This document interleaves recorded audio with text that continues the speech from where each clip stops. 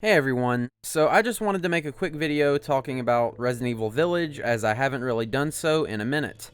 This video is going to be split up into a few parts, but the first part is a sort of discussion of what I think is going to happen in the game, some of the themes and things I've noticed from the trailers. No real spoilers here, this is just taking information that we've gotten already and kind of piecing it together, so don't worry too much. If you really don't want spoilers though, of course just wait till the game comes out. So first off, a big vibe I'm getting from Resident Evil Village is that Ethan might be more important than we've known to this point. Ethan, of course, is the main protagonist of Resident Evil 7 and the upcoming Resident Evil Village. The implications of this sort of follow through from Resident Evil 7, where he rises to the occasion to save not only his wife, but Zoe Baker, and possibly a few others that we don't see. He's basically given healing abilities by the mold infecting him, but for the most part manages to resist it as he goes through the nightmare that is the Baker house. In the new game, this is sort of touched upon by Lady Dimitrescu in the trailer, where she talks about how special Ethan is, and cuts him open to drink his blood. I don't know what Lady Dimitrescu's deal is, but more than likely she's probably a sentient BOW similar to people like Alex Wesker, Sadler from Resident Evil 4, and many others throughout the Resident Evil series, who could infect themselves and gain powers over the organisms mutating their bodies. The implication here seems to be that she can tell if Ethan is special by drinking his blood. I like that, and I think that's pretty interesting. With this, I wanted to touch on a few possibilities and things we've seen in the trailers and demos.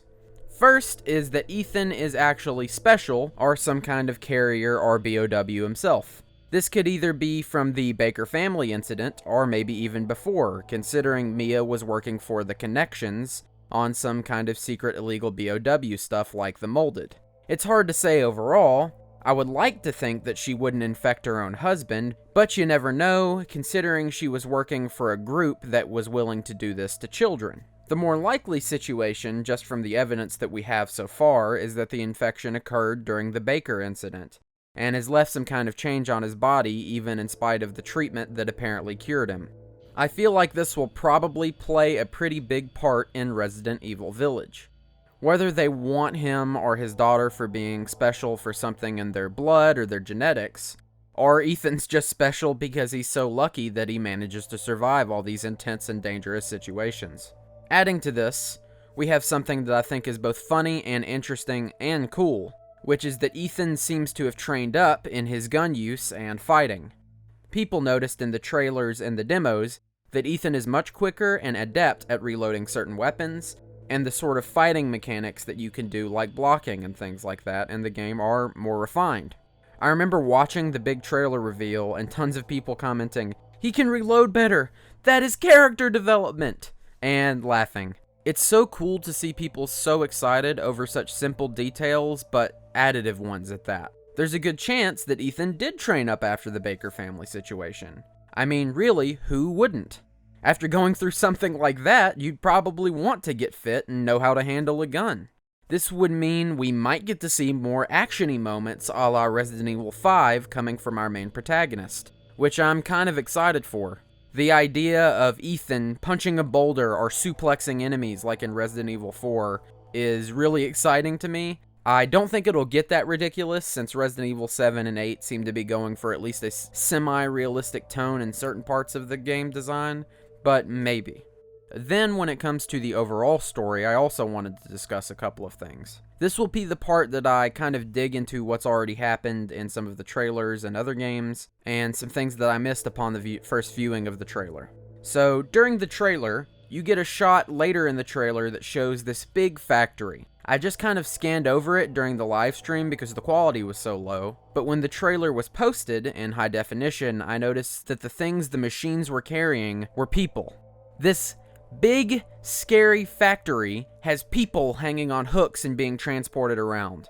This is like very classic Resident Evil scary BOW stuff, in my opinion. We also see earlier in the trailer that there is a stone umbrella logo on this pedestal, which we all know means trouble. Having said that, I can't wait for the day when a new big bad guy is the reason that bad stuff happens in the Resident Evil universe, and not just Umbrella. Maybe we'll get there sometime soon.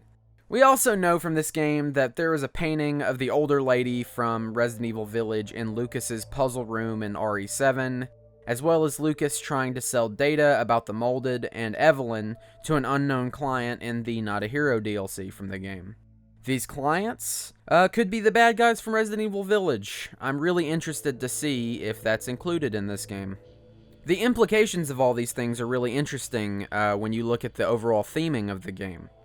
We see a lot of gothic themes and set pieces, as well as monsters based off of those types of genres like werewolves, zombies, ghouls, and vampires, and apparently even gargoyles as well. But at the end of the day, most of this probably has something to do with a parasite or virus or disease type BOW that makes people mutate and acts like monsters. I'm really excited to unravel the bigger picture in this game overall.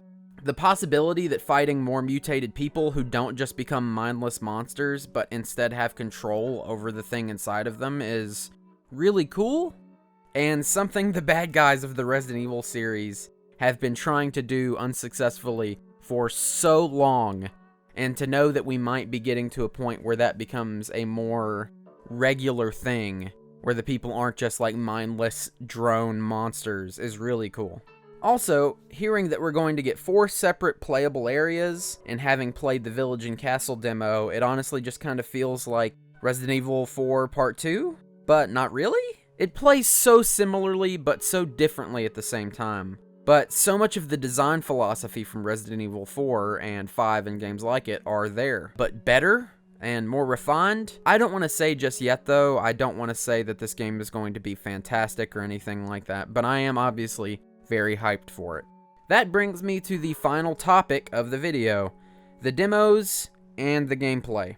So I played the Village demo when it was running, of course, and I also played the Castle demo that happened a few days ago.